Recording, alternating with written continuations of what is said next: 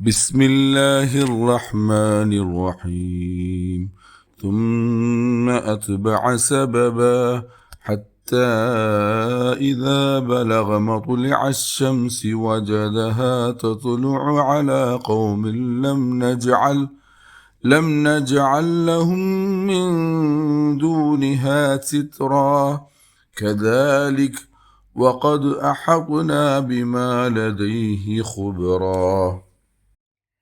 പരമകാരുണികനും കരുണാവാരിധിയുമായ അള്ളാഹുവിൻ്റെ നാമത്തിൽ.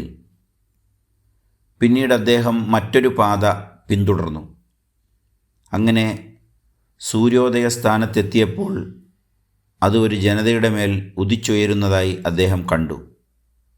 സൂര്യനും അവർക്കുമിടയിൽ ഒരു മറയും നാം ഉണ്ടാക്കിയിട്ടില്ല. അപ്രകാരം ദുൽഖർനൈനിയുടെ വശമുള്ളത് എന്താണെന്നത് സംബന്ധിച്ച സൂക്ഷ്മമായ അറിവ് നമുക്കുണ്ടായിരുന്നു. സൂറത്തുൽ കഹ്ഫ് 89 മുതൽ 91 വരെയുള്ള ആയത്തുകൾ.